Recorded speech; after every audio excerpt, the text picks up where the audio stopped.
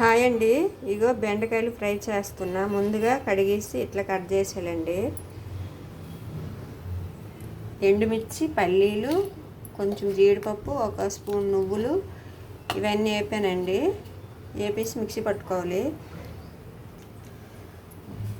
కొంచెం ధనియాల పొడి, మసాలా పొడి, పసుపు, సరిపడి ఉప్పు అండి దీంట్లో వేసాలి.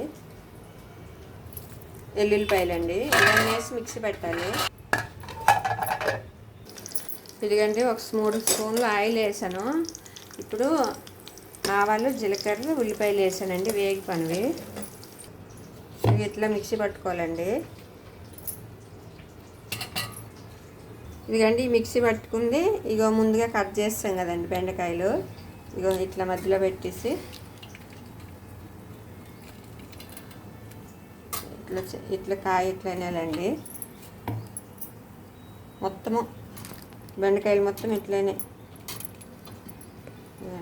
ఇవన్నీ ఇట్లా కాయలన్నీ ఇట్లా మసాలా పెట్టేసి ఇవన్నీ ఇట్లా వేపాలండి.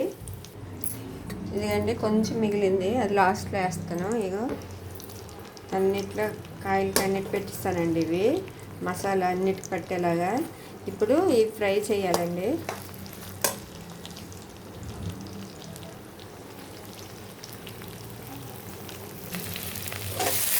ఎందుకంటే మాడకన్నా కలుపుతుండాలి. ఫ్రై కదండి, కొంచెం ఆయిల్ ఎక్కువే పడుతుంది.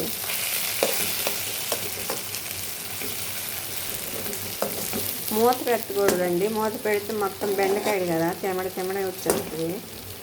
మూత పెట్టకన్నా ఫ్రై చేయాలండి. ఇదిగండి మొత్తం సగం వేగిపోయింది. ఇప్పుడు కొంచెం మిగిలింది కదండి, పొడి వేసాలి. ఇప్పుడు పొడి వేస్తామండి. ఇది మొత్తం కలిసేలాగా మళ్ళీ కలపాలి. నేనైతే ఎండుమిర్చి కారం వేసానండి. ఇంకా కారం సరిపోకపోతే ఇప్పుడు వేయొచ్చండి. కారం, ఉప్పు అవన్నీ చూసుకొని సరిపోకపోతే వేసుకోవచ్చు. ఇప్పుడు ఇదిగండి బెండకాయ ఫ్రై తొందరగా ఉడికిపోద్ది. ఫ్రై అయిపోయిందండి. స్టవ్ ఆఫ్ చేసేయడమేనండి. వేడి వేడి రైస్లో వేసి కలుపుకొని తింటే చాలా టేస్ట్ బాగుంటుందండి. బెండకాయ ట్రై చేయండి.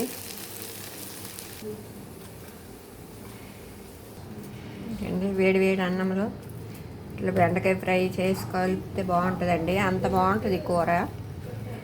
బెండకాయ తిన్నోళ్ళు కూడా తింటారండి ఇలా వండితే.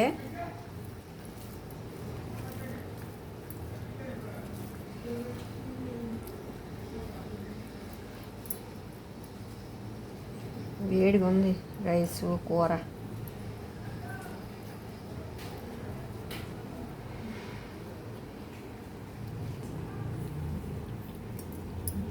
టేస్ట్ అయితే చాలా బాగుందండి. మీకు కానీ వీడియో నచ్చినట్లయితే లైక్ చేయండి, షేర్ చేయండి, ప్లీజ్ సబ్స్క్రైబ్ చేసుకోండి. థ్యాంక్ యూ అండి.